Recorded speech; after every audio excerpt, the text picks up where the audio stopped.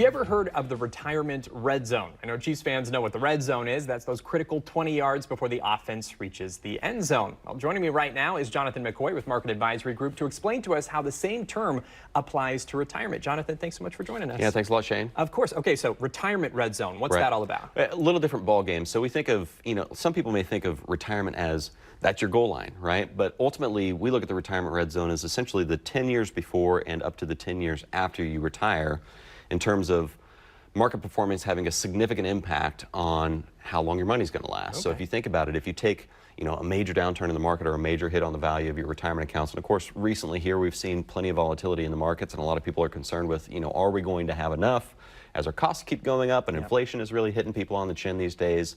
All of those things are starting to have a potentially negative impact on the long-term viability of people's retirement plans. So, the questions are, what does that next market downturn do in terms of how long your retirement funds are going to last? That red zone period, the 10 years before up to 10 years after you retire, is a key point in time to make sure that you're not taking those huge hits in the market. So what are some of the things then you see people struggling with when they do decide to retire?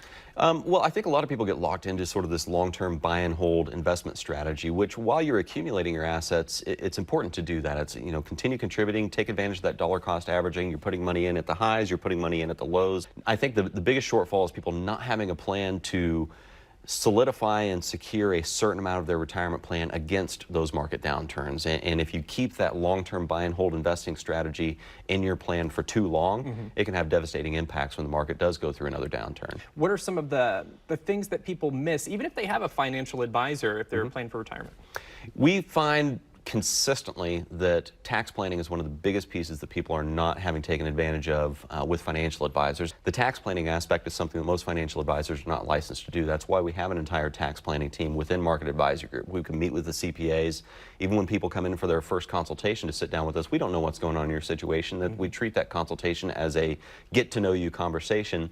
The tax-related questions are something that our tax team has trained me as a financial advisor on, to know which questions to ask. That was the only way that we can know really how far our people's money's going to be going, because we've got to know how much the IRS is going to have to do with it. Absolutely, it's a big deal and an extremely valuable asset to what you guys do as well. So, Jonathan, thank you so much. Always great information. Thanks a lot, Shane. Of course. Hey, and to schedule a complimentary consultation and submit your questions, visit AskOurAdvisor.com or call 816-548-2000. They'll take your questions and even meet one-on-one free of charge. If you include your address, Market Advisory Group will send you a free gift.